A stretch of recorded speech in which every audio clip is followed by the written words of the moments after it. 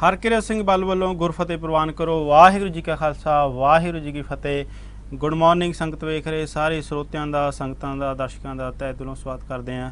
ਆਸ ਕਰਦੇ ਹਾਂ ਉਮੀਦ ਕਰਦੇ ਹਾਂ ਸਾਰੇ ਹੀ ਅਕਾਲ ਪੁਰਖ ਵਾਹਿਗੁਰੂ ਦੀ ਕਿਰਪਾ ਸਦਕਾ ਚੜ੍ਹਦੀ ਕਲਾ ਵਿੱਚ ਹੋਵੋਗੇ। ਤੁਸੀਂ ਹੁਕਮਨਾਮਾ ਸਾਹਿਬ ਦੀ ਵਿਆਖਿਆ ਸਰਵਣ ਕਰ ਰਹੇ ਸੀ।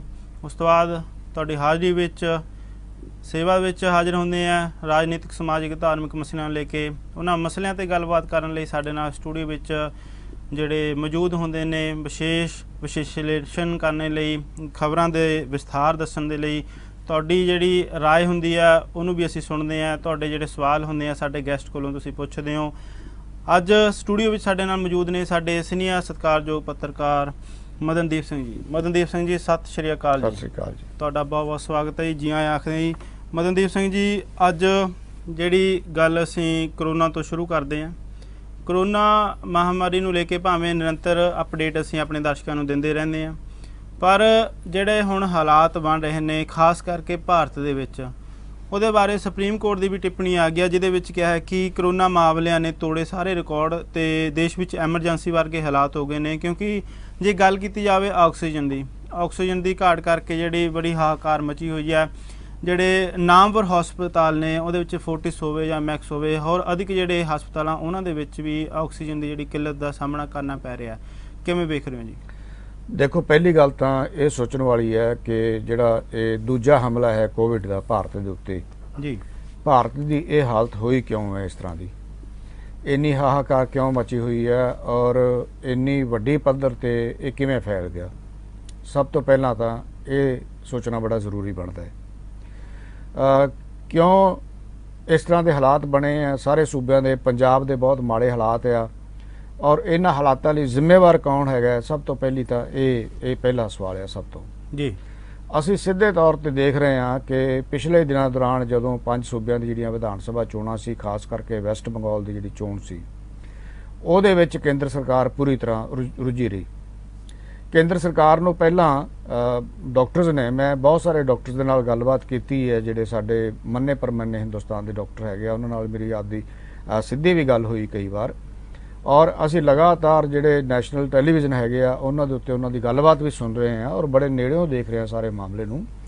ਉਹਨਾਂ ਨੇ ਬੜੇ ਸਾਫ਼ ਸ਼ਬਦਾਂ 'ਚ ਕਿਹਾ ਆ ਕਿ ਅਸੀਂ ਸਰਕਾਰ ਨੂੰ ਪਹਿਲਾਂ ਆਗਾਹ ਕਰ ਦਿੱਤਾ ਸੀ। ਅਸੀਂ ਉਹਨਾਂ ਨੂੰ ਕਹਿ ਦਿੱਤਾ ਸੀ ਸਰਕਾਰ ਨੂੰ ਕਿ ਦੇਖੋ, ਇਹ ਕਰੋਨਾ ਦਾ ਜਿਹੜਾ ਦੂਸਰਾ ਸਾਡੇ ਤੇ ਦੌਰ ਆਉਣਾ ਹੈ ਉਹ ਬੜਾ ਭਿਅੰਕਰ ਹੋ ਸਕਦਾ ਹੈ ਜੀ। ਚੇਤਾਵਨੀ ਦਿੱਤੀ ਸੀ ਕਿਉਂਕਿ ਪਤਾ ਸੀ ਕਿ ਜਿਹੜਾ ਇੰਗਲੈਂਡ ਤੋਂ ਇਹਦਾ ਜਿਹੜਾ ਨਵਾਂ ਰੂਪ ਹਿੰਦੁਸਤਾਨ ਦੇ ਵਿੱਚ, ਜਿਹੜੇ ਨਵੇਂ ਰੂਪ ਨੇ ਪ੍ਰਵੇਸ਼ ਕੀਤਾ ਆ ਜੀ, ਉਹ ਨਵਾਂ ਰੂਪ ਬਹੁਤ ਤੇਜ਼ੀ ਨਾਲ ਫੈਲਦਾ। ਜਦੋਂ ਪਹਿਲੀ ਵਾਰ ਇਹ ਪਤਾ ਲੱਗਿਆ ਕਿ ਇੱਕ ਮਰੀਜ਼ ਪਾਇਆ ਗਿਆ ਜੀ, ਜਿਹੜਾ ਬ੍ਰਿਟਿਸ਼ ਤੋਂ, ਇੰਗਲੈਂਡ ਤੋਂ ਜਿਹੜਾ ਕਰੋਨਾ ਦਾ ਰੂਪ ਜਿਹੜਾ ਨਵਾਂ ਦਾਖਲ ਹੋਇਆ ਹਿੰਦੁਸਤਾਨ ਦੇ ਵਿੱਚ, ਉਹ ਇੱਕ ਮਰੀਜ਼ ਪਾਇਆ ਗਿਆ ਜੀ, ਫਿਰ 5 ਮਰੀਜ਼ ਪਾਏ ਗਏ ਜੀ। ਉਦੋਂ ਇਸ ਸਟ੍ਰੇਨ ਬਾਰੇ ਡਾਕਟਰਾਂ ਨੇ ਆਗਾਹ ਕਰਤਾ ਸੀ, ਸੁਚੇਤ ਕਰਤਾ ਸੀ ਸਰਕਾਰ ਨੂੰ, ਚੇਤਾਵਨੀ ਦੇ ਦਿੱਤੀ ਸੀ ਸਰਕਾਰ ਨੂੰ ਕਿ ਦੇਖੋ, ਜੇ ਆਪਾਂ ਇਹਦੇ ਵੱਲ ਪੂਰੀ ਤਰ੍ਹਾਂ ਧਿਆਨ ਨਾ ਦਿੱਤਾ, ਜੇ ਆਪਾਂ ਸੁਚੇਤ ਨਾ ਰਹੇ, ਜੇ ਆਪਾਂ ਸਖਤਬੰਦੀ ਦੇ ਖਿਲਾਫ ਨਹੀਂ ਕਰਾਂਗੇ ਤਾਂ ਇਹਦੇ ਹਾਲਾਤ ਸਾਹਮਣੇ ਔਖੇ ਹੋ ਜਾਣੇ ਆ, ਦੇਸ਼ ਨੂੰ ਸਾਹਮਣਾ ਔਖਾ ਹੋ ਜਾਣਾ ਹੈ।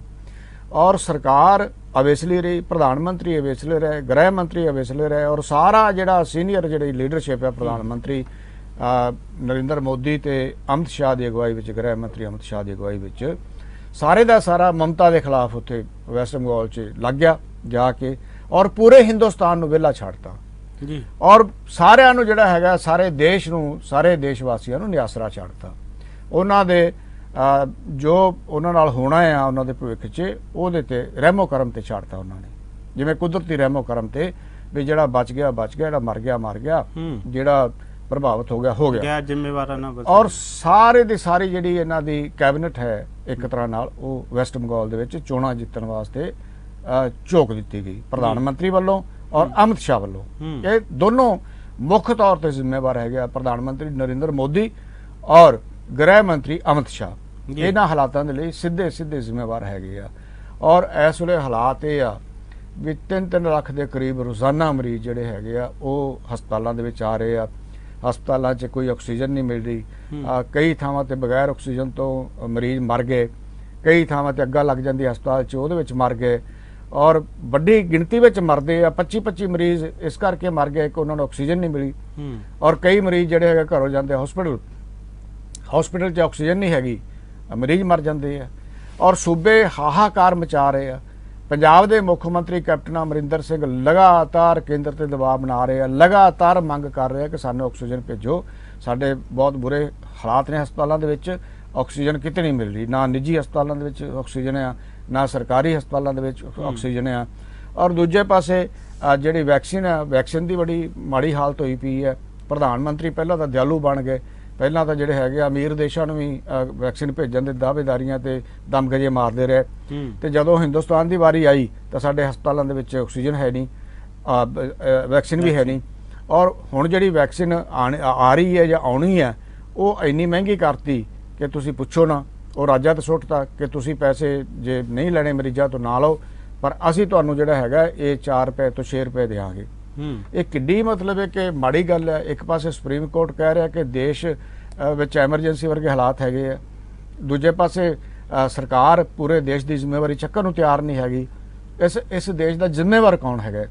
ਜੇ ਸਰਕਾਰ ਜ਼ਿੰਮੇਵਾਰ ਨਹੀਂ ਹੈ ਤਾਂ ਸਰਕਾਰ ਨੂੰ ਛੱਡ ਦੇਣਾ ਚਾਹੀਦਾ, ਆਪਣੇ ਕੁਰਸੀਆਂ ਛੱਡ ਕੇ ਲਾਂਭੇ ਹੋ ਜਾਣਾ ਚਾਹੀਦਾ, ਕਹਿਣਾ ਚਾਹੀਦਾ ਵੀ ਜਾਓ ਜਿਹਨੇ ਸੰਭਾਲਣਾ ਸੰਭਾਲੋ। ਇਹ ਕਿੱਡੀ ਮਾੜੀ ਗੱਲ ਹੈਗੀ ਹੈ ਕਿ ਦੇਸ਼ ਦੀ ਜਨਤਾ ਮਰ ਰਹੀ ਹੈ, ਦੇਸ਼ ਦੀ ਜਨਤਾ ਕਰੋਨਾ ਦੇ ਅੱਗੇ ਜਿਹੜਾ ਹੈ ਉਹ ਬਿਲਕੁਲ ਜਿਵੇਂ ਆਪਾਂ ਕਹਿ ਲਈਏ ਕਿ ਉਹਦੇ ਮੂੰਹ ਦੇ ਅੱਗੇ ਸੁੱਟਤਾ ਗਿਆ, ਮੌਤ ਦੇ ਮੂੰਹ ਦੇ ਅੱਗੇ ਸੁੱਟਤਾ ਗਿਆ ਆ। ਇੰਨੀ ਬੇਬਸੀ ਦੇ ਵੱਲ ਧੱਕ ਦਿੱਤੀ ਗਈ ਜਨਤਾ, ਔਰ ਸਰਕਾਰ ਚੁੱਪ ਕਰਕੇ ਚੋਣਾਂ ਜਿੱਤਣ ਵਿੱਚ ਰੁੱਝੀ ਰਹੀ ਹੈ। ਹੁਣ ਜਾ ਕੇ ਜਦੋਂ ਲਾਹਣਤਾਂ ਪੈਣ ਲੱਗੀਆਂ ਸੁਪਰੀਮ ਕੋਰਟ ਤੋਂ ਵੀ ਔਰ ਰਾਜਾਂ ਦੇ ਜਿਹੜੇ ਅਦਾਲਤਾਂ ਹੈ ਉਹਨਾਂ ਤੋਂ ਵੀ, ਹਾਈ ਕੋਰਟਾਂ ਤੋਂ, ਤਾਂ ਉਸ ਤੋਂ ਬਾਅਦ ਇਹਨਾਂ ਨੇ ਰੈਲੀਆਂ ਰੱਦ ਕੀਤੀਆਂ ਉੱਥੇ ਵੈਸਟ ਬੰਗਾਲ ਦੀਆਂ। ਉਹ ਵੀ ਜਦੋਂ 40-45 ਸੀਟਾਂ ਰਹਿ ਗਈਆਂ, ਜਦੋਂ ਪਤਾ ਲੱਗ ਗਿਆ ਵੀ ਹੁਣ ਐਡੀ ਕੋਈ ਗੱਲ ਨਹੀਂ ਵੀ ਜਾਵਾਂਗੇ, ਨਾ ਨਹੀਂ ਫਰਕ ਪੈਂਦਾ। ਔਰ ਜਦੋਂ ਕਰੋਨਾ ਫੈਲ ਰਿਹਾ ਸੀ, ਜਦੋਂ ਮਹਾਰਾਸ਼ਟਰ ਦੀ ਹਾਲਾਤ ਬੁਰੇ ਹੋ ਚੁੱਕੇ ਸੀ, ਜਦੋਂ ਪੰਜਾਬ ਦੇ ਵਿੱਚ ਵੀ ਇਹ ਕਿਹਾ ਜਾ ਰਿਹਾ ਸੀ ਕਿ ਮਹਾਰਾਸ਼ਟਰ ਤੋਂ ਬਾਅਦ ਪੰਜਾਬ ਦੂਜਾ ਸੂਬਾ ਹੈ ਦੇਸ਼ ਦਾ ਜਿਹਦੇ ਵਿੱਚ ਕਰੋਨਾ ਨੇ ਵੱਡੀ ਪੱਧਰ ਤੇ ਪੈਰ ਪਸਾਰੇ ਹੈ, ਔਰ ਅਮਿਤ ਸ਼ਾਹ ਤੇ ਪ੍ਰਧਾਨ ਮੰਤਰੀ ਨਰਿੰਦਰ ਮੋਦੀ ਨੰਗੇ ਮੂੰਹ ਔਰ ਜਨਤਾ ਦੀ ਭੀੜ ਇਕੱਠੀ ਕਰਕੇ ਉੱਥੇ ਰੈਲੀਆਂ ਨੂੰ ਸੰਬੋਧਨ ਕਰ ਰਹੇ ਸੀ। ਇਹ ਕਿੱਡੀ ਸ਼ਰਮਨਾਕ ਗੱਲ ਹੈਗੀ ਆ ਸਾਡੇ ਦੇਸ਼ ਲਈ।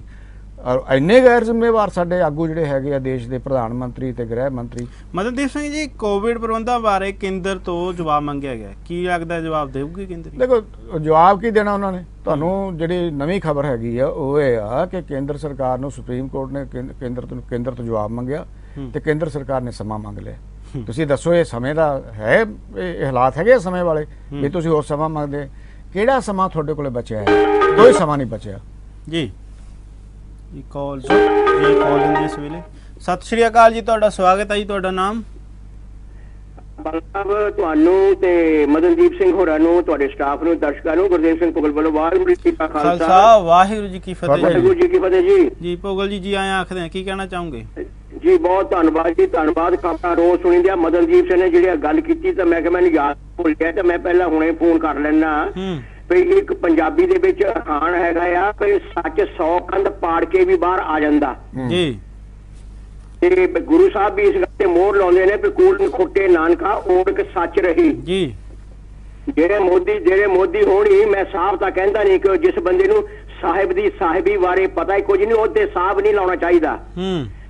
ਤੇ ਮੈਂ ਕਹਿੰਦਾ ਮੋਦੀ ਹੋਣੀ ਜਿੱਥੇ ਜਿੱਥੇ ਵੀ ਗਏ ਨਾ, ਹਰ ਹਰ ਮੋਦੀ, ਹਰ ਹਰ ਮੋਦੀ, ਹਰ ਮੋਦੀ 40-50 ਬੰਦੇ ਨਾਲ ਲੈ ਜਾਂਦੇ ਸੀ। ਕਦੇ ਅਮਰੀਕਾ ਜਾਣਾ, ਅੱਜ ਅਬ ਕੀ ਬਾਰ, ਟਰੰਪ ਕੀ ਬਾਰ, ਇਹ ਜਿੱਥੇ ਜਿੱਥੇ ਵੀ ਗਏ ਨੇ ਇਹਨਾਂ ਨੇ ਆਪਣੀ ਉਹ ਜਿਹੜੀ ਇਹ ਵੀ ਮਹਾਮਾਰੀ ਹੁੰਦੀ ਆ, ਜਿਹੜਾ ਝੂਠ ਹੁੰਦਾ, ਕੁਫਰ ਹੁੰਦਾ, ਬੇਈਮਾਨੀ ਹੁੰਦੀ, ਬਦਮਾਸ਼ੀ ਹੁੰਦੀ ਆ। ਬਲ ਸਾਹਿਬ ਇਹ ਵੀ ਇੱਕ ਕਰੋਨੇ ਦਾ ਦੂਸਰਾ ਨਾਮ ਹੈ ਜੀ। ਤੇ ਇਹ ਸੱਚ ਬਾਹਰ ਆ ਚੁੱਕਾ, ਜਿਵੇਂ ਮਦਨਦੀਪ ਸਿੰਘ ਹੋਰਾਂ ਨੇ ਕਿਹਾ ਆ ਵੀ ਇਹ ਜਦੋਂ ਬਾਹਰਲੇ ਮੁਲਕਾਂ ਨੂੰ ਡਿੰਗਾ ਮਾਰਦੇ ਸੀ, ਅਸੀਂ ਦੂਸਰੇ ਮੁਲਕਾਂ ਨੂੰ ਵੈਕਸੀਨ ਸਪਲਾਈ ਕਰ ਦਿੱਤੀ ਆ, ਤਾਂ ਆਪਣੇ ਮੁਲਕ ਦੀ ਵਾਰੀ ਆਈ ਆ ਤਾਂ ਦੇਖੋ ਕੀ ਹਾਲ ਹੁੰਦਾ। ਤੇ ਕੱਲ ਅਸੀਂ ਖਬਰਾਂ ਦੇਖ ਰਹੇ ਸੀਗੇ ਤੇ ਰੋਣ ਆਉਂਦਾ ਦੇਖ ਕੇ ਜੀ। ਹਸਪਤਾਲਾਂ ਦੇ ਵਿੱਚ ਜਿਹੜੀ ਹਾਲਤ ਬਣੀ ਪਈ ਆ, ਰੋਣ ਆਉਂਦਾ। ਇਹਨੂੰ ਕੋਈ ਪੁੱਛੇ ਵੀ ਜੇ ਤੁਹਾਡੇ ਕੋਲ ਕੁਝ ਹੈ ਨਹੀਂ ਤਾਂ ਤੁਸੀਂ ਝੂਠੀਆਂ ਡੀਂਗਾ ਮਾਰਦੀਆਂ, ਬਿਆਨਬਾਜ਼ੀਆਂ ਕਰਦੀਆਂ, ਜੁਮਲੇਬਾਜ਼ੀ ਕਰਦੀਆਂ, ਆ ਡੁਗਡੁਗੀਆਂ ਵਜਾਉਣ ਦੀ ਤੁਹਾਨੂੰ ਲੋੜ ਕੀ ਪਈ ਆ? ਤੁਹਾਨੂੰ ਇਹਨਾਂ ਨੂੰ ਕੋਈ ਪੁੱਛੇ ਵੀ ਤੁਹਾਨੂੰ ਰੱਬ ਤੋਂ ਕਿਉਂ ਨਹੀਂ ਡਰ ਆਉਂਦਾ? ਜੀ ਜਿਸ ਭਗਵਾਨ ਦੀ ਤੁਸੀਂ ਪੂਜਾ ਕਰਦੇ ਆ, ਕੁੱਟ-ਕੁੱਟ ਕੇ ਲੋਕਾਂ ਨੂੰ ਕਰਾਉਣੇ ਆ, ਉਸ ਰਾਮ ਦਾ ਡਰ ਤੁਹਾਨੂੰ ਹੈਗਾ ਜਿਹੜਾ? ਪਰ ਜੇ ਡਰ ਹੋਵੇ ਤਾਂ ਇਹ ਨਾ ਕਰਨ। ਇਹਨਾਂ ਨੂੰ ਨਾ ਰਾਮ ਦਾ ਡਰ ਨਾ ਰੱਬ ਦਾ ਡਰ ਵਾ, ਕਿਸੇ ਚੀਜ਼ ਦਾ ਡਰ ਨਹੀਂ। ਇਹ ਤਾਂ ਇਹਨੂੰ ਡਰ ਵਾ ਕਿ ਮਾਇਆ ਨਾ ਸਾਡੇ ਹੱਥੋਂ ਖੁੱਸ ਜਾਏ। ਇਹ ਮਾਇਆ ਧਾਰੀ ਬਣ ਚੁੱਕੇ ਨੇ ਇਹ ਜਿਹੜੇ ਹਾਕਮ ਨੇ ਅੱਜ, ਇਹ ਮਾਇਆ ਧਾਰੀ ਬਣ ਚੁੱਕੇ। ਮਾਇਆ ਧਾਰੀ ਜਿਹੜੇ ਮਾਇਆ ਧਾਰੀ ਨੇ ਉਹਨਾਂ ਦੇ ਮਿੱਤਰ ਨੇ ਇਹ ਮੁਲਕ ਦਾ ਤਾਂ ਹਾਲ ਹੋਇਆ। ਜੇ ਸਾਹਿਬ ਜੇਕਰ ਉੱਥੇ ਜੇ ਇਹਨਾਂ ਕੋਲ ਪੈਸਾ ਨਹੀਂ ਹੈ ਵੈਕਸੀਨ ਖਰੀਦਣ, ਲੋਕਾਂ ਨੂੰ 400 ਰੁਪਇਆ ਕਦੇ 600 ਰੁਪਇਆ, ਇਹਨਾਂ ਨੂੰ ਕੋਈ ਪੁੱਛੇ ਬਿਠਾਲ ਕੇ ਤੇ 300 ਕਰੋੜ ਦਾ ਜਿਹੜਾ ਬੁੱਤ ਲਾ ਦਿੰਦੇ ਆ, ਕਦੇ ਕੁਛ ਕਰ ਦਿੰਦੇ ਆ, ਇਹਦੀ ਲੋੜ ਕੀ ਸੀ? ਇੰਨਾ ਪੈਸਾ ਬਰਬਾਦ ਕਰਨ ਦੀ ਲੋੜ ਕਿਹੜੀ ਜੀ? ਲੋਕ ਰਾਜ ਦੇ ਵਿੱਚ ਪਹਿਲਾਂ ਲੋਕਾਂ ਦੀ ਦੇਖਭਾਲ ਕਰੀਦੀ ਆ, ਤੇ ਇਹ 300 ਕਰੋੜ ਦੇ ਬੁੱਤ ਲਾਤੇ, ਉੱਥੇ ਆ ਕਰਾਤਾ, ਉੱਥੇ ਆ ਕਰਾਤਾ। ਵੱਡੇ ਜਿਹੜੇ ਇਵੈਂਟਸ ਕਰਦੇ ਨੇ ਤੇ ਉਹਨਾਂ ਦੀ ਲੋੜ ਨਹੀਂ ਹੁੰਦੀ। ਲੋਕ ਰਾਜ ਦੇ ਵਿੱਚ ਲੋਕ ਭਲਾਈ ਦੀ ਲੋੜ ਹੁੰਦੀ ਆ। ਬਾਲ ਸਾਹਿਬ ਇਹਨਾਂ ਨੂੰ ਪਤਾ ਨਹੀਂ ਇਹ ਰੱਬ ਤੋਂ ਕਿਉਂ ਨਹੀਂ ਡਰਦੇ। ਇਹਨਾਂ ਨੂੰ ਇਦਾਂ ਨਹੀਂ ਕਰਨਾ ਚਾਹੀਦਾ। ਇਦਾਂ ਇਹਨਾਂ ਕੋਲ ਲੋਕ ਰਾਜ ਨਹੀਂ ਚੱਲਣਾ। ਅਬਲਾ ਤੇ ਲੋਕ ਰਾਜ ਖਤਮ ਹੋ ਚੁੱਕਾ। ਲੋਕਤੰਤਰ ਨਾਂ ਦੀ ਕੋਈ ਸ਼ੈ ਨਹੀਂ ਰਹੀ, ਡੈਮੋਕ੍ਰੇਸੀ ਨਾਂ ਦੀ ਉੱਥੇ ਕੋਈ ਸ਼ੈ ਨਹੀਂ ਰਹੀ। ਇਹ ਅਜੇ ਵੀ ਸਮਝ ਲੈਣ ਪਈ ਇਦਾਂ ਨਾ ਕਰਨ ਉੱਪਰ ਕੋਈ ਇਹਨਾਂ ਨੂੰ ਵੀ ਦੇਖ ਰਿਹਾ ਜੀ। ਭੋਗਲ ਸਾਹਿਬ ਜੀ ਤੁਹਾਡੀ ਕਰਨੀ ਚਾਹੀਦੀ, ਜਿੱਥੇ ਪੈਸਾ ਲੱਗਣਾ ਉੱਥੇ ਲਾਉਣ, ਲੋਕਾਂ ਨੂੰ ਰੋਜ਼ੀ ਰੋਟੀ ਦੇਣ, ਲੋਕਾਂ ਨੂੰ ਰੋਟੀ ਕੱਪੜਾ ਮਕਾਨ ਦੇਣ, ਤਾਂ ਜਾ ਕੇ ਇਹ ਮੁਲਕ ਦੇ ਵਿੱਚ ਖੁਸ਼ਹਾਲੀ ਆਉਣੀ ਆ। ਬਾਲ ਸਾਹਿਬ ਨਹੀਂ ਤੇ ਮੰਦਹਾਲੀ ਤੇ ਹੈਗੀ ਆ ਜੀ। ਭੋਗਲ ਸਾਹਿਬ ਤੁਹਾਡੀ ਜਿਹੜੀ ਚਿੰਤਾ ਵਾਜਬ ਹੈ ਜੀ। ਹਾਜ਼ਰੀ ਲਾਉਣ ਲਈ ਧੰਨਵਾਦ ਜੀ। ਸਤਿ ਸ਼੍ਰੀ ਅਕਾਲ। ਵਾਹਿਗੁਰੂ ਜੀ ਕਾ ਖਾਲਸਾ, ਵਾਹਿਗੁਰੂ ਜੀ ਕੀ ਫਤਿਹ ਜੀ। ਜੀ ਜੀ ਭੋਗਲ ਸਾਹਿਬ ਨੇ ਜਿਹੜੀ ਗੱਲ ਕਹੀ ਹੈ, ਦੇਖੋ ਇਹ ਵਾਕਿਆ ਠੀਕ ਹੈ ਵੀ ਜਿਹੜੇ ਤੁਸੀਂ ਹੋਰ ਪਾਸੇ ਫਜ਼ੂਲ ਖਰਚੀਆਂ ਕਰ ਰਹੇ ਆ, ਤੁਸੀਂ ਚੋਣਾਂ ਵੱਲ ਤੁਹਾਡਾ ਜ਼ਿਆਦਾ ਰੁਝਾਨ ਆ, ਦੇਸ਼ ਵੱਲ ਤੁਹਾਡਾ ਹੈ ਨਹੀਂ। ਜਿਹੜੇ ਲੋਕ ਤੁਹਾਨੂੰ ਦੁਬਾਰਾ ਜਿਤਾਉਣਗੇ, ਜਿਨ੍ਹਾਂ ਤੇ ਤੁਸੀਂ ਆਸ ਰੱਖੀ ਬੈਠੇ ਆ, ਉਹ ਵੀ ਫਿਰ ਇੱਧਰ ਹੀ ਜਿਹੜੇ ਜਿਵੇਂ ਜੋ ਹਾਲਾਤ ਹੋ ਰਹੇ ਆ ਉਹਦੇ ਵਿੱਚ ਉਹਨਾਂ ਦੇ ਹਾਲਾਤ ਵੀ ਉੱਦਾਂ ਦੇ ਹੋਣਗੇ। ਸੋ ਇਸ ਕਰਕੇ ਅਸੀਂ ਇਹ ਕਹਿਣਾ ਚਾਹੁੰਦੇ ਹਾਂ ਕਿ ਮੌਜੂਦਾ ਜਿਹੜਾ ਹਾਲਾਤ ਨੇ ਦੇਸ਼ ਦੇ, ਇਹਨੂੰ ਸੰਭਾਲਣਾ, ਦੇਸ਼ ਦੀ ਸਾਂਭ ਸੰਭਾਲ ਕਰਨੀ, ਦੇਸ਼ ਦੀ ਜਨਤਾ ਜਦੋਂ ਸੰਕਟ ਵਿੱਚ ਹੋਵੇ ਉਹਨਾਂ ਦਾ ਧਿਆਨ ਰੱਖਣਾ, ਉਹਨਾਂ ਦੀ ਸੰਭਾਲ ਕਰਨੀ, ਉਹਨਾਂ ਦੀ ਸਹਾਇਤਾ ਕਰਨੀ, ਇਹ ਸਰਕਾਰ ਦਾ ਫਰਜ਼ ਹੁੰਦਾ, ਸਰਕਾਰ ਦੀ ਜ਼ਿੰਮੇਵਾਰੀ ਹੁੰਦੀ ਹੈ।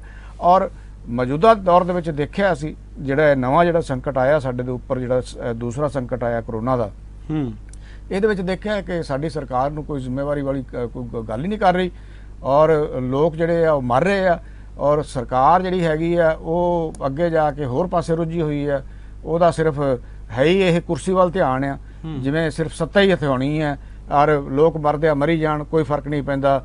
ਸੋਚਦੀ ਹੈ ਸਰਕਾਰ, ਜਿਹੜੀ ਭਾਰਤੀ ਜਨਤਾ ਪਾਰਟੀ ਦੀ ਲੀਡਰਸ਼ਿਪ ਆ, ਵੀ 1.5 ਅਰਬ ਦੀ ਆਬਾਦੀ ਹੋਣ ਵਾਲੀ ਹੈ ਦੇਸ਼ ਦੀ, ਇਸ ਕਰਕੇ ਬਥੇਰੀ ਜਨਤਾ ਆ, ਜਿੰਨੀ ਮਰਦੀ ਮਰ ਜਾਏ। ਇਹ ਰਵੱਈਆ ਠੀਕ ਨਹੀਂ ਹੈਗਾ। ਔਰ ਲੋਕਾਂ ਨੂੰ ਵੀ ਸੋਚਣਾ ਪਏਗਾ ਵੀ ਤੁਸੀਂ ਇਹ ਕਿਹੋ ਜਿਹੇ ਲੋਕਾਂ ਦੀ ਚੋਣ ਕੀਤੀ ਹੈ ਜਿਹੜੇ ਇੰਨਾ ਜ਼ੁਲਮ ਢਾ ਰਹੇ ਆ, ਇੰਨੇ ਹਾਲਾਤ ਮਾੜੇ ਕਰ ਰਹੇ ਆ ਦੇਸ਼ ਦੇ। ਅਸੀਂ ਚਾਹੁੰਦੇ ਆ ਕਿ ਦੇਸ਼ ਇੱਕ ਹੋਵੇ, ਦੇਸ਼ ਦੇ ਵਿੱਚ ਏਕਤਾ ਹੋਵੇ, ਦੇਸ਼ ਰਲ ਕੇ ਸੰਕਟ ਦੇ ਖਿਲਾਫ ਲੜੇ। ਅਸੀਂ ਤਾਂ ਹੁਣ ਵੀ ਕਹਿੰਦੇ ਆ ਜੇ ਸਰਕਾਰ ਨਿਕੰਮੀ ਹੈ ਤਾਂ ਲੋਕ ਆਪ ਸੁਚੇਤ ਹੋਣ, ਲੋਕ ਮਾਸਕ ਪਾਉਣ, ਲੋਕ ਆਪਣੇ ਹੱਥ ਧੋਣ, ਲੋਕ ਸੈਨੀਟਾਈਜ਼ ਕਰਨ ਆਪਣੇ ਹੱਥਾਂ ਨੂੰ।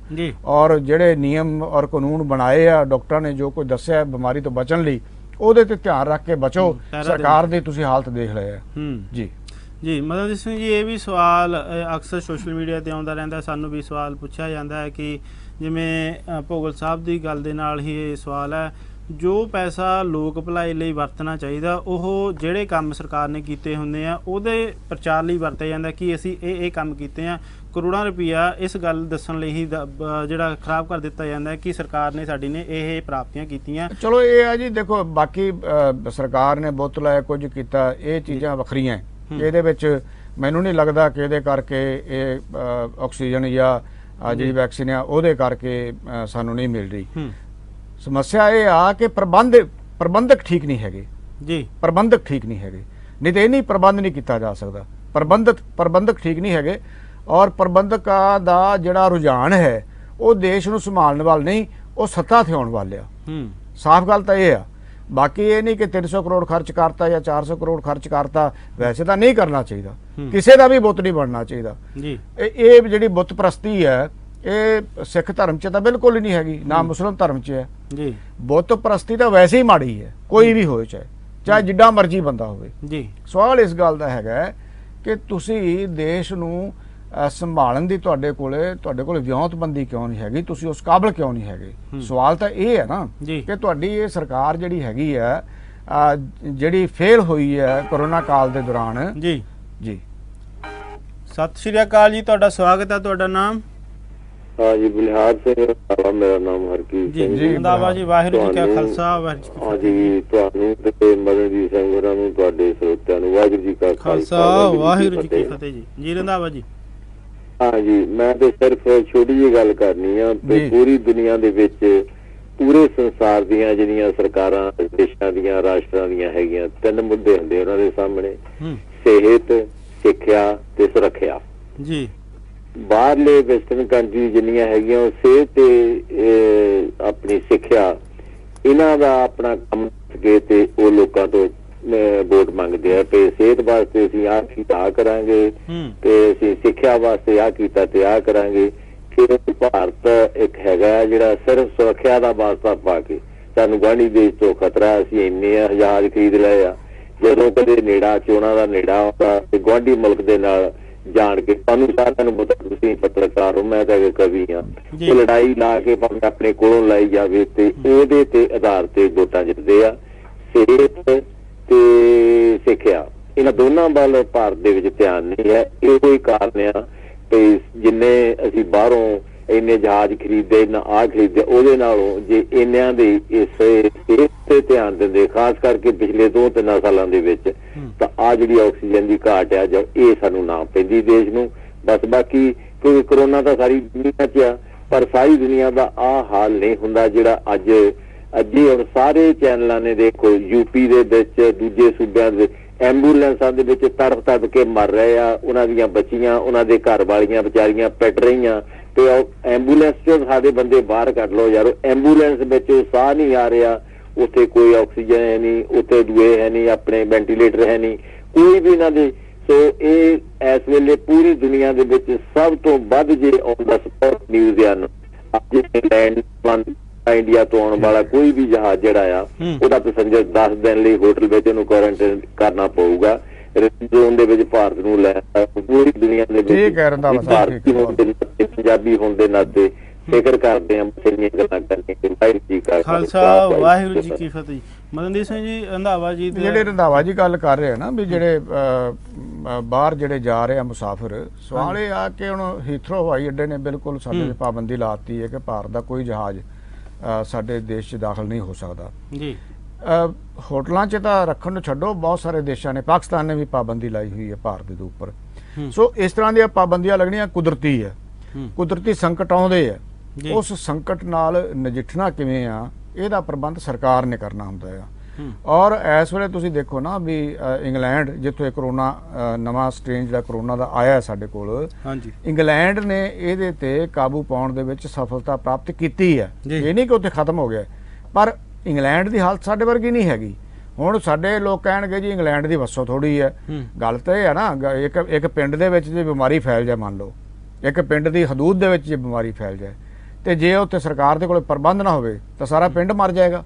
ਠੀਕ ਹੈ ਨਾ। ਇੱਕ ਪਿੰਡ ਦੀ ਹਦੂਦ ਦੀ ਵਿਚਲੀ ਵੱਸੋਂ ਨੂੰ ਵੀ ਤੁਸੀਂ ਬਗੈਰ ਪ੍ਰਬੰਧ ਦੇ ਨਹੀਂ ਕੰਟਰੋਲ ਕਰ ਸਕਦੇ। ਸੋ ਮੁਲਕ ਭਾਵੇਂ ਜਿੱਡਾ ਮਰਜ਼ੀ ਹੋਵੇ, ਆਪੋ ਆਪਣੇ ਤੁਹਾਡੇ ਕੋਲ ਰਾਜ ਹੈਗੇ ਆ, ਲੇਕਿਨ ਜਿਹੜਾ ਕੇਂਦਰ ਨੇ ਸਾਰਾ ਕੁਝ ਆਪਣੇ ਕੋਲ ਰੱਖਿਆ ਹੋਇਆ ਹੈ, ਉਹਦੇ ਕਾਰਨ ਸਾਰੇ ਸੂਬੇ ਜਿਹੜੇ ਆ ਉਹ ਕਰੋਨਾ ਤੋਂ ਪੀੜਤ ਹੋ ਰਹੇ ਆ। ਜਿਵੇਂ ਇਹਨਾਂ ਨੇ, ਰੰਧਾਵਾ ਜੀ ਨੇ ਗੱਲ ਕਹੀ ਹੈ, ਇਹਨਾਂ ਨੇ ਕਿਹਾ ਕਿ ਐਂਬੂਲੈਂਸ ਦੇ ਵਿੱਚ ਗੈਸ ਨਾ ਹੋਣ ਕਰਕੇ ਲੋਕ ਤੜਫ ਰਹੇ ਆ, ਲੋਕਾਂ ਨੂੰ ਸਾਹ ਨਹੀਂ ਆ ਰਹੇ। ਬਿਲਕੁਲ ਠੀਕ ਹੈ, ਮੈਂ ਵੀ ਦੇਖਿਆ ਇਹ ਯੂਪੀ ਦੇ ਵਿੱਚ ਇਹ ਘਟਨਾਵਾਂ ਵਾਪਰੀਆਂ। ਹਸਪਤਾਲਾਂ ਦੇ ਵਿੱਚ ਗੈਸ ਬੰਦ ਹੋ ਜਾਂਦੀ ਹੈ, ਆਕਸੀਜਨ ਬੰਦ ਹੋ ਜਾਂਦੀ ਹੈ ਤੇ ਮਰੀਜ਼ ਮਰ ਜਾਂਦੇ ਆ। ਤੁਸੀਂ ਦੱਸੋ ਵੀ ਜੇ ਤੁਹਾਡੇ ਕੋਲ ਆਕਸੀਜਨ ਨਹੀਂ ਹੈ, ਪਹਿਲਾਂ ਹਾਲਾਤ ਇਹ ਵੀ ਰਿਹਾ ਬਾਲ ਸਾਹਿਬ ਕਿ ਜਿਹੜਾ ਆਕਸੀਜਨ ਦਾ ਸਿਲੰਡਰ ਹੈ ਨਾ ਉਹ ਵੀ ਫੁੱਲ ਨਹੀਂ ਹੁੰਦਾ ਸੀ, ਉਹਦੇ ਵਿੱਚ ਵੀ ਹੇਰਾਫੇਰੀ ਹੁੰਦੀ ਸੀ। ਔਰ ਸ਼ਰਤੀਆ ਜੇ ਇਨਕੁਆਇਰੀ ਕਰਵਾਈ ਜਾਵੇ ਤਾਂ ਬਹੁਤੇ ਸਿਲੰਡਰ ਇਸ ਤਰ੍ਹਾਂ ਦੇ ਵੀ ਨਿਕਲਣਗੇ ਜਿਨ੍ਹਾਂ ਵਿੱਚ ਬਰਾਬਰ ਜਿਹੜੀ ਹੈ ਉਹ ਆਕਸੀਜਨ ਨਹੀਂ ਹੈ। ਤੀਜਾ ਮਸਲਾ ਇਹ ਹੈਗਾ, ਹਸਪਤਾਲਾਂ ਦੇ ਵਿੱਚ ਜਿਹੜੇ ਮਰੀਜ਼ ਦਾਖਲ ਹੁੰਦੇ ਆ, ਉਹਨਾਂ ਨੂੰ ਵੀ ਅਸੀਂ ਥੋੜੀ ਜਿਹੀ ਅਪੀਲ ਕਰਦੇ ਹਾਂ ਕਿ ਜਿਹੜੀ ਉਹਨਾਂ ਨੂੰ ਆਕਸੀਜਨ ਲੱਗੀ ਹੁੰਦੀ ਹੈ, ਕਈ ਵਾਰ ਕਿਉਂਕਿ ਜਿਹੜਾ ਕੋਵਿਡ ਦਾ ਮਰੀਜ਼ ਆ ਉਹਨੂੰ ਆਕਸੀਜਨ ਇਸ ਕਰਕੇ ਲਾਈ ਜਾਂਦੀ ਹੈ ਐਮਰਜੈਂਸੀ ਵਾਸਤੇ ਵੀ ਇਹਦੇ ਫੇਫੜੇ ਕਿਤੇ ਐ ਨਾ ਹੋਵੇ ਅਚਾਨਕ ਕੰਮ ਕਰਨੋਂ ਹਟ ਜਾਣ ਤੇ ਇਹਦੀ ਆਕਸੀਜਨ ਦੀ ਕਮੀ ਕਰਕੇ ਮੌਤ ਨਾ ਹੋ ਜਾਏ। ਲੇਕਿਨ ਮਰੀਜ਼ ਕੀ ਕਰਦੇ ਆ, ਕਿਉਂਕਿ ਬੋਲ ਤਾਂ ਸਕਦੇ ਆ, ਬਹੁਤ ਸਾਰੇ ਮਰੀਜ਼ ਕੋਵਿਡ ਦੇ ਵਿੱਚ ਇਸ ਤਰ੍ਹਾਂ ਦੇ ਹੁੰਦੇ ਆ ਜਿਨ੍ਹਾਂ ਨੂੰ ਸਿੰਪਟਮ ਕਰੋਨਾ ਦੇ ਹੁੰਦੇ ਆ ਪਰ ਉਹ ਬੋਲ ਸਕਦੇ ਆ, ਪਰ ਆਕਸੀਜਨ ਦੀ ਲੋੜ ਹੁੰਦੀ ਹੈ। ਹਾਂਜੀ। ਤਾਂ ਉਹ ਆਪਦੇ ਘਰਦਿਆਂ ਨਾਲ ਮੋਬਾਈਲ ਤੇ ਗੱਲ ਕਰਦੇ ਆ ਵੀ ਕਿਤੇ ਮੈਂ ਮਰ ਨਹੀਂ ਜਾਣਾ, ਲੰਬੀ ਗੱਲ ਕਰਦੇ ਆ। ਆਕਸੀਜਨ ਦਾ ਜਿਹੜਾ ਉਹ ਲਾਇਆ ਹੁੰਦਾ ਮਾਸਕ ਜਿਹਾ ਉਹਨੂੰ ਸਾਈਡ ਤੇ ਕਰ ਦਿੰਦੇ ਆ ਤੇ ਆਕਸੀਜਨ ਵੇਸਟ ਹੁੰਦੀ ਰਹਿੰਦੀ ਹੈ। ਔਰ ਨਾਲ ਦੇ ਨਾਲ ਇਹ ਵੀ ਖਤਰਾ ਰਹਿੰਦਾ ਕਿ ਇਹ ਆਕਸੀਜਨ ਬਹੁਤ ਛੇਤੀ ਅੱਗ ਪਕੜਦੀ ਹੈ। ਠੀਕ ਹੈ, ਮੋਬਾਈਲ ਦੇ ਰਾਹੀਂ ਅੱਗ ਲੱਗਣ ਦਾ ਵੀ ਖਤਰਾ ਰਹਿੰਦਾ ਹੈ ਔਰ ਲੱਗੀ ਵੀ ਹੈ ਕਈ ਹਸਪਤਾਲਾਂ ਦੇ ਵਿੱਚ। ਇਹਨਾਂ ਚੀਜ਼ਾਂ ਤੋਂ ਲੋਕਾਂ ਨੂੰ ਵੀ ਥੋੜਾ ਜਿਹਾ ਸੁਚੇਤ ਹੋਣਾ ਚਾਹੀਦਾ ਹੈ। ਲੋਕ ਇਸ ਗੱਲ ਨੂੰ ਸਮਝ ਲੈਣ ਕਿ ਇਹ ਜਿਹੜੀ ਦੂਸਰਾ ਜਿਹੜਾ ਸਟ੍ਰੇਨ ਜਿਹੜਾ ਸਾਡੇ ਸਿਰ ਤੇ ਆਇਆ ਆ ਕਰੋਨਾ ਦਾ ਦੇਸ਼ ਦੇ ਵਿੱਚ, ਇਹਦੇ ਤੋਂ ਬਚਾਉਣ ਲਈ ਲੋਕਾਂ ਨੂੰ ਸਾਡੀ ਸਰਕਾਰ ਬਹੁਤ ਬੁਰੀ ਤਰ੍ਹਾਂ ਨਾਲ ਅਸਫਲ ਰਹੀ ਹੈ ਔਰ ਹਾਲੇ ਵੀ ਸਾਨੂੰ ਇਹ ਕੋਈ ਆਸ ਨਹੀਂ ਹੈਗੀ ਕਿ ਬਹੁਤ ਛੇਤੀ ਪ੍ਰਬੰਧ ਹੋ ਜਾਏਗਾ। ਇਹਦਾ ਜਿਹੜਾ ਅਸਰ ਆ ਜਿੰਨਾ ਚਿਰ ਰਹਿਣਾ ਇਸ ਬਿਮਾਰੀ ਦਾ ਉਨੀ ਦੇਰ ਸਾਨੂੰ ਆਪਣੇ ਆਪ ਬਚਾਅ ਕਰਨਾ ਪੈਣਾ ਆ। ਇਹ ਸਰਕਾਰ ਜਿਹੜੀ ਹੈਗੀ ਹੈ, ਸਰਕਾਰ ਦਾ ਤੁਸੀਂ ਹਸ਼ਰ ਦੇਖ ਲਿਆ, ਮੈਂ ਬਿਲਕੁਲ ਰੰਧਾਵਾ ਜੀ ਨਾਲ ਸਹਿਮਤ ਹੈਗਾ ਆ। ਮੈਂ ਆਪ ਦੇਖਿਆ ਆ ਕਿ ਮਾਵਾਂ ਭੈਣਾਂ ਤੇ ਹੋਰ ਜਿਹੜੇ ਪਰਿਵਾਰ ਦੇ ਮੈਂਬਰ ਆ ਉਹ ਰੋ ਕੁਰਲਾ ਰਹੇ ਆ, ਉਹਨਾਂ ਦੇ ਬੰਦੇ ਮਰ ਰਹੇ ਆ, ਹਾਂਜੀ ਉਹਨਾਂ ਦੇ ਬੱਚੇ ਮਰ ਰਹੇ ਆ ਔਰ ਸਰਕਾਰ ਉਹਨਾਂ ਨੂੰ ਬਚਾ ਨਹੀਂ ਪਾ ਰਹੀ। ਨਾਲ ਦੇ ਨਾਲ ਤੁਸੀਂ ਇਹ ਵੀ ਦੇਖਿਆ ਆ ਕਿ ਸਾਡੇ ਜਿਹੜੇ ਇੱਥੋਂ ਦੀ ਜਿਹੜੀ CPM ਹੈ, ਕਮਿਊਨਿਸਟ ਪਾਰਟੀ ਆਫ ਇੰਡੀਆ ਜਿਹੜੀ ਹੈਗੀ ਹੈ, ਉਹਨਾਂ ਦੇ ਜਿਹੜੇ ਕੌਮੀ ਸਕੱਤਰ ਨੇ ਸੀਤਾਰਾਮ ਯੇਚਰੀ ਹੋਣੀ, ਉਹਨਾਂ ਦਾ ਬੇਟਾ 34 ਸਾਲ ਦਾ ਨੌਜਵਾਨ ਬੇਟਾ, ਬੜਾ ਹੋਣਹਾਰ ਜਰਨਲਿਸਟ ਸੀ, ਪੱਤਰਕਾਰ ਸੀ, ਸਾਡਾ ਸਾਥੀ ਜਿਹੜਾ ਦਿੱਲੀ ਦੇ ਵਿੱਚ, ਉਹ ਵੀ ਕੋਰੋਨਾ ਦੀ ਲੜਾਈ ਹਾਰ ਗਿਆ, ਉਹਦੀ ਵੀ ਮੌਤ ਹੋ ਗਈ। ਔਰ ਸੀਤਾਰਾਮ ਯੇਚਰੀ ਨੇ ਦੇਖੋ ਕਿੱਡਾ ਵੱਡਾ ਦਿਲ ਹੈ ਬੰਦੇ ਦਾ, ਉਹਨਾਂ ਨੇ ਸਾਰੇ ਸਟਾਫ ਦਾ, ਨਰਸਾਂ ਦਾ ਤੇ ਜਿੰਨੇ ਵੀ ਉਹਦੀ ਦੇਖਭਾਲ ਕਰ ਰਹੇ ਸੀ ਵਿਦਾਂਤ ਹਸਪੀਟਲ ਦੇ ਵਿੱਚ, ਸਾਰਿਆਂ ਦਾ ਧੰਨਵਾਦ ਕੀਤਾ ਹੈ। ਦੇਖੋ ਇਸ ਤਰ੍ਹਾਂ ਦੇ ਦੁਖਾਂਤ ਵਾਪਰ ਰਹੇ ਆ ਦੇਸ਼ ਦੇ ਅੰਦਰ ਔਰ ਸਰਕਾਰ ਸਾਡੀ ਕੁਝ ਨਹੀਂ ਕਰ ਰਹੀ, ਹੱਥ ਤੇ ਹੱਥ ਧਰ ਕੇ ਬੈਠੀ ਹੈ, ਚੋਣਾਂ ਜਿੱਤ ਰਹੀ ਹੈ, ਚੋਣਾਂ ਵੱਲ ਧਿਆਨ ਦੇ ਰਹੀ ਹੈ। ਸੋ ਬਹੁਤ ਹੀ ਚਿੰਤਾਜਨਕ ਹਾਲਾਤ ਨੇ। ਸਤਿ ਸ਼੍ਰੀ ਅਕਾਲ ਜੀ, ਤੁਹਾਡਾ ਸਵਾਗਤ ਹੈ ਜੀ। ਤੁਹਾਡਾ ਨਾਮ? ਹਾਂਜੀ, ਮੇਰਾ ਨਾਮ ਸੁਰਿੰਦਰ ਸਿੰਘ ਹੈ ਜੀ। ਜੀ ਲੂਟਮ ਤੋਂ ਜੀ। ਹਾਂਜੀ ਭਾਜੀ, ਮੈਂ ਵੀ ਥੋੜੀ ਗੱਲ ਕਰਨਾ ਚਾਹੁੰਦਾ ਵੀ ਬੜੇ ਦਰਦਨਾਕ ਜਿਹੜੇ ਹਾਲਾਤ ਆ ਇੰਡੀਆ ਦੇ। ਹਾਂਜੀ। ਤੇ ਬਾਕੀ ਗੱਲ ਹੈਗੀ ਆ ਵੀ ਕੋਈ ਲੀਡਰ ਦੇ ਛੱਡੋ, ਕਿਹੜੇ ਘਰ ਦੇ ਮੈਂਬਰ ਵੀ ਆ ਨਾ, ਉਹ ਵੀ ਵੋਟਾਂ ਨੂੰ ਤੁਰੇ ਹੋਏ ਆ ਵੀ ਸਾਡੀ ਪਾਰਟੀ ਦਾ ਬੰਦਾ ਜਿੱਤੇ ਜਾਵੇ, ਆਹ ਜਿੱਤੇ ਜਾਵੇ। ਉਧਰ ਲੋਕ ਦੇ ਲੀਡਰਾਂ ਨੇ ਘਰਾਂ ਦੇ ਵਿੱਚ ਵੋਟਾਂ ਬਾਰੇ ਬਹੁਤ ਜ਼ਿਆਦਾ ਮਨ 'ਚ ਭਰ ਦਿੱਤਾ, ਆਪਣੀ ਜਾਨ ਦੇ ਵੀ ਪਰਿਵਾਰ ਨੂੰ, ਕੋਈ ਅੱਧਾ ਪਰਿਵਾਰ ਜਿਹੜਾ ਵੋਟਾਂ ਨੂੰ ਤੁਰਿਆ। ਤੇ ਮੈਂ ਕਹਿੰਦਾ ਵੀ ਚਲੋ ਪਰਮਾਤਮਾ ਇਹੋ ਜਿਹੀ ਕਰੋਪੀ ਕਿਹੜੀ ਆਈ ਆ ਵੀ ਪਰਮਾਤਮਾ ਮਿਹਰ ਕਰੇ। ਇਨਸਾਨ ਤੇ ਉੱਥੇ ਤੁਹਾਨੂੰ ਪਤਾ ਹੀ ਹੈ ਇਨਸਾਨ ਨਾਲ ਇਨਸਾਨ ਕੀ ਕਰ ਰਿਹਾ ਜੀ। ਵਾਹਿਗੁਰੂ ਕਾ ਖਾਲਸਾ, ਵਾਹਿਗੁਰੂ ਜੀ ਕੀ ਫਤਿਹ। ਠੀਕ ਕਹਿ ਰਿਹਾ ਕਿ ਲੋਕ ਜਿਹੜੇ ਹੈਗੇ ਆ ਉਹ ਵੀ ਬਹੁਤ ਬੇਧਿਆਨੇ ਆ ਔਰ ਇਹਨਾਂ ਲੀਡਰਾਂ ਦੇ ਪਿੱਛੇ ਲੱਗ ਜਾਂਦੇ ਆ ਔਰ ਆਪਣੇ ਪਰਿਵਾਰ ਦੇ ਵੱਲ ਧਿਆਨ ਨਹੀਂ ਦੇ ਰਹੇ, ਇਹਨਾਂ ਦੇ ਪਿਛਲੱਗ ਬਣ ਕੇ ਤੇ ਗੁੰਮਰਾਹ ਹੋ ਰਹੇ ਆ। ਸੋ ਲੋਕਾਂ ਨੂੰ ਬਿਲਕੁਲ ਸੁਚੇਤ ਹੋਣਾ ਪਏਗਾ, ਭੀੜ ਇਕੱਠੀ ਨਾ ਕਰਨ। ਜਦੋਂ ਤੁਹਾਡੇ ਪ੍ਰਧਾਨ ਮੰਤਰੀ ਆਪ ਹੀ ਜ਼ਿੰਮੇਵਾਰ ਬਗੈਰ ਜ਼ਿੰਮੇਵਾਰ ਹੈਗੇ ਆ, ਭੀੜਾਂ ਇਕੱਠੀਆਂ ਕਰ ਰਹੇ ਆ, ਉਹ ਕਿਹੜੇ ਮੂੰਹ ਨਾਲ ਕਹਿਣਗੇ ਕਿ ਤੁਸੀਂ ਇਕੱਠ ਨਾ ਕਰੋ? ਸੂਬਿਆਂ ਤੋਂ ਤੁਸੀਂ ਪਾਬੰਦੀਆਂ ਲਾਈ ਜਾਂਦੇ ਹੋ, ਆਪ ਤੁਸੀਂ ਭੀੜਾਂ ਇਕੱਠੀਆਂ ਕਰਕੇ ਉੱਥੇ ਹੁਣ ਤੱਕ ਰੈਲੀਆਂ ਕਰਦੇ ਰਹੇ। ਇਹ ਤਾਂ ਅਸੀਂ ਧੰਨਵਾਦੀ ਆ, ਸਾਡੇ ਜਿਹੜੇ ਅਦਾਲਤਾਂ ਆ ਉਹਨਾਂ ਨੇ ਇਹਨਾਂ ਤੇ ਰੋਕ ਲਾਈ ਹੈ, ਨਹੀਂ ਤੇ ਇਹ ਤਾਂ ਹਾਲੇ ਵੀ ਨਹੀਂ ਛੱਡਦੇ। ਪ੍ਰਧਾਨ ਮੰਤਰੀ ਨਹੀਂ ਛੱਡਦਾ ਔਰ ਸਾਡੇ ਗ੍ਰਹਿ ਮੰਤਰੀ ਨਹੀਂ ਛੱਡਦੇ। ਇਹ ਤਾਂ ਸੁਪਰੀਮ ਕੋਰਟ ਨੇ ਤੇ ਵੈਸਟ ਬੰਗਾਲ ਦੇ ਹਾਈ ਕੋਰਟ ਨੇ ਜਿਹੜੀ ਹੈਗੀ ਆ ਉਹਨੇ ਆਪ ਇਹਦੇ ਤੇ ਨੋਟਿਸ ਲਿਆ ਆ। ਠੀਕ ਹੈ ਨਾ। ਦੂਜਾ ਜਿਹੜਾ ਕੇਸ ਕਿਸੇ ਨੇ ਪਾਇਆ ਸੁਪਰੀਮ ਕੋਰਟ ਦੇ ਵਿੱਚ ਇਹ ਹਾਲੇ ਵੀ ਸਮਾਂ ਮੰਗ ਰਹੇ ਆ। ਉਹਨਾਂ ਨੇ ਕਿਹਾ ਕਿ ਦੇਸ਼ ਦੇ ਵਿੱਚ ਐਮਰਜੈਂਸੀ ਵਰਗੇ ਹਾਲਾਤ ਆ, ਸੁਪਰੀਮ ਕੋਰਟ ਨੇ ਕਿਹਾ ਆ, ਔਰ ਤੁਸੀਂ ਜਵਾਬ ਦਿਓ ਵੀ ਤੁਸੀਂ ਇਹਨਾਂ ਲਈ ਕੀ ਕੀਤਾ, ਕਿਉਂ ਨਹੀਂ ਇਹ ਕੰਟਰੋਲ ਕਰ ਸਕੇ। ਔਰ ਇਹ ਕਹਿ ਰਿਹਾ ਕਿ ਜੀ ਅਸੀਂ ਕਰ ਰਹੇ ਹਾਂ, ਸਾਨੂੰ ਥੋੜਾ ਜਿਹਾ ਸਮਾਂ ਚਾਹੀਦਾ। ਉਹ ਭਲੇ ਮਾਨਸੋ ਕਿਹੜਾ ਸਮਾਂ ਰਹਿ ਗਿਆ ਹੁਣ? ਤੁਸੀਂ ਲੋਕਾਂ ਨੂੰ ਮਰਵਾ ਰਹੇ ਆ, ਤੁਸੀਂ ਪ੍ਰਬੰਧ ਨਹੀਂ ਕਰ ਸਕੇ, ਤੁਸੀਂ ਧਿਆਨ ਨਹੀਂ ਦਿੱਤਾ, ਤੁਹਾਡਾ ਧਿਆਨ ਸਿਰਫ ਸੱਤਾ ਵੱਲ ਸੀ, ਸੱਤਾ ਹਥਿਆਉਣ ਵੱਲ ਸੀ। ਹੁਣ ਕਿਹੜਾ ਸਮਾਂ ਤੁਹਾਡੇ ਕੋਲ ਰਹਿ ਗਿਆ ਆ ਜੀ? ਇਹ ਸ਼ੁਕਰ ਹੈ ਵੀ ਸੁਪਰੀਮ ਕੋਰਟ ਨੇ ਕਿਹਾ ਤੇ ਇਹਨਾਂ ਨੂੰ ਥੋੜੇ ਜਿਹੇ ਜਿਹੜੇ ਹੈਗੇ ਆ ਕੰਨ ਕਰਨੇ ਪਏ ਆ, ਕੰਨ ਧਰਨੇ ਪਏ ਆ ਇਧਰ ਵੱਲ ਜੀ। ਜਿਹੜਾ ਹੁਣ ਸਮਾਂ ਆ ਗਿਆ, ਇਹ ਜਾਗਣ ਦਾ ਸਮਾਂ ਆ ਗਿਆ। ਪਿੰਡਾਂ ਦੇ ਵਿੱਚ ਪਾਰਟੀਬਾਜ਼ੀ ਜਿਹੜੀ ਰਾਜਨੀਤਿਕ ਤੌਰ ਤੇ ਬਣਦੀ ਆ, ਉਹਨੂੰ ਛੱਡ ਕੇ ਆਪਣਾ ਜਿਹੜਾ ਆਪਣੇ ਆਪ ਨੂੰ ਸੰਭਾਲਣ ਦਾ ਇਸ ਵੇਲੇ ਜਿਹੜਾ ਸਮਾਂ ਹੈ, ਨਾਲੇ ਜਿਹੜਾ ਕਿਸਾਨ ਅੰਦੋਲਨ ਨਾਲ ਦੀ ਨਾਲ ਚੱਲ ਰਿਹਾ ਉਹਦੀ ਸਪੋਰਟ ਕਰਨ ਦੀ ਜ਼ਰੂਰਤ ਹੈ। ਤੇ ਜਿਹੜੀਆਂ ਸਰਕਾਰਾਂ ਰਾਜਨੀਤਿਕ ਤੌਰ ਤੇ ਪਿੰਡਾਂ ਦੇ ਵਿੱਚ ਘਰਾਂ ਦੇ ਵਿੱਚ ਦਫਾੜ ਪਾਉਂਦੀਆਂ ਨੇ, ਉਸ ਤੋਂ ਜਿਹੜਾ ਚੇਤੰਨ ਹੋਣ ਦੀ ਜਿਹੜੀ ਜਾਗਰੂਕ ਹੋਣ ਦੀ ਜ਼ਰੂਰਤ ਹੈ। ਅਸੀਂ ਗੱਲਬਾਤ ਜਾਰੀ ਰੱਖਾਂਗੇ। ਇਸ ਵੇਲੇ ਸਮਾਂ ਜੀ ਬ੍ਰੇਕ ਲੈਣ ਦਾ, ਮਿਲਦੇ ਹਾਂ ਜੀ ਬ੍ਰੇਕ ਤੋਂ ਬਾਅਦ।